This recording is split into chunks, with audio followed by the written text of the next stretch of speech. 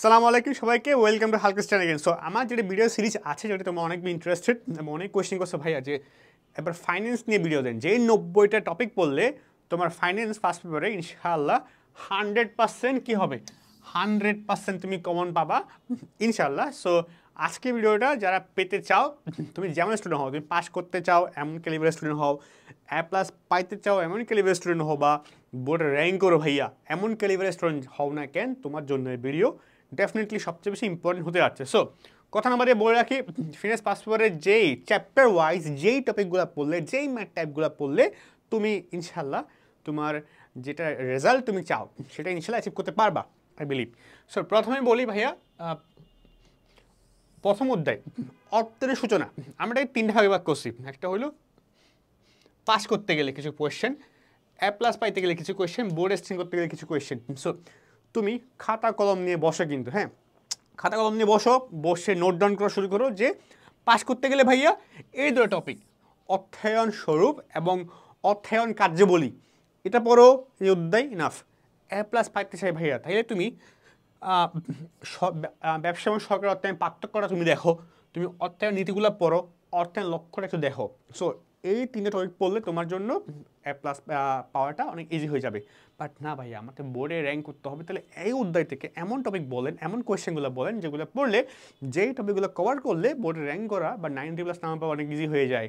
So কোনগুলা অর্থের ওপর নীতিগুলোর প্রভাব কী, মুনাফা সর্বাধিকরণ, সম্পদ সর্বাধিকরণগুলো একটা পড়ে যাবা। তারপর তুমি অর্থায়নের সামাজিক দায়বদ্ধতা এগুলো পড়ে যাবা। এখন এগুলো পড়ে যাওয়া বলতে এখান থেকে যে টপিকগুলো পড়বা এই টপিকগুলো সংশ্লিষ্ট যে বোর্ড কোয়েশ্চেনগুলো আসছে সেগুলো পড়বা।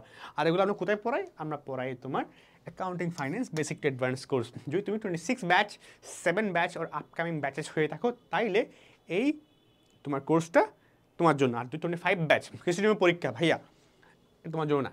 25 ব্যাচ হলে কারণ তোমার তো কয়েকদিন পর পরীক্ষা, 1 সপ্তাহ 2 সপ্তাহ 3 সপ্তাহ পরে পরীক্ষা।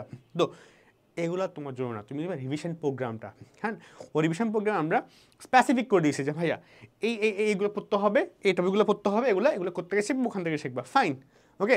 সো তুমি কোর্সগুলো করো না করো ডাজেন্ট ম্যাটার, বাট এই কোয়েশ্চেনগুলো তুমি ডেফিনেটলি পড়ে যাবে। এখান থেকে তোমার বোর্ডে কোয়েশ্চেন ইনশাল্লাহ আসবে ওকে। সো তারপর দেখো অধ্যায় 2 আর্থিক বাজারের আইনগত সমূহ। তুমি খাতা কলম নোট ডাউন করে বসো, তো খাতা কলম নিয়ে বসো, নোট ডাউন করো, এগুলো লেখো। পাস করতে গেলে কিছু কোয়েশ্চেন, হ্যাঁ এ প্লাস পাইতে গেলে কিছু কোয়েশ্চেন তোমার, তারপর বোর্ডে র্যাঙ্ক করতে গেলে কিছু কোয়েশ্চেন, এগুলো তোমার লাগবে। থার্ড চ্যাপ্টার থেকেও এগুলো হলে থার্ড চ্যাপ্টারের জন্য, হ্যাঁ সেকেন্ড চ্যাপ্টারের বলো, থার্ড চ্যাপ্টারের বলো, ফিফথ চ্যাপ্টারের বলো, হ্যাঁ সিক্সথের বলো, হ্যাঁ তুমি 7 বলো, 8 বলো, 9 বলো, হ্যাঁ জেনারেল চ্যাপ্টার আছে। সো প্রতিটা চ্যাপ্টারে আমরা কী করে দিচ্ছি পাস করতে গেলে কোনগুলো পড়া দরকার, এ প্লাস পাইতে গেলে এই টপিকগুলো স্পেসিফিক্যালি দেখছো। এগুলো হলো জ্ঞান অনুধাবন ইজি করে দিচ্ছি, জ্ঞানমূলক ক এবং খ জন্য কী পড়বা, ক খ কোনগুলো পড়বা এগুলো পড়বা। পাস করতে গেলে গ কোনগুলো পড়বা, এ প্লাস পাইতে গেলে গ কোনগুলো পড়বা, বোর্ড কোনগুলো পড়বা স্পেসিফিক করে। So please take a screenshot এবং প্রতিটা নোট ডাউন করো, এগুলো সব নোট ডাউন করো। এর বাইরে ইনশাল্লাহ আসবে না, আসে না জেনারেলি।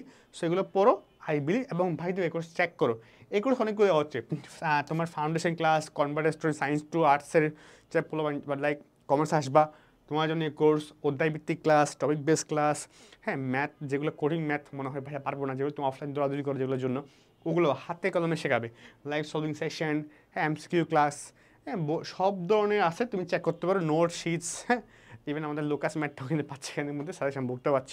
সো অনেক কিছু এই কোর্সে আছে এবং এই কোর্সটা হচ্ছে ইম্পর্টেন্ট আরেকটা যেগুলো চেক করো, এগুলো কোশ্চেনগুলো পড়ো, ইনশাআল্লাহ তোমার জন্য ফাইন্যান্স ফার্স্ট পেপার ইজি হয়ে যাবে। সো 100 আউট অফ 100 না পাও, অ্যাটলিস্ট 100 আউট অফ 100 বা তোমার যেটা কাঙ্ক্ষিত নাম্বার তুমি পেতে চাও ওটার জন্য এই কোয়েশ্চেনগুলো পড়ো, ইনশাল্লাহ কম পাবা। সো নোট টেক এটা। আর দেখা হচ্ছে পরবর্তী কোনো ভিডিওতে। টিল দেন আল্লাহ হাফেজ অ্যান্ড আসসালামু আলাইকুম।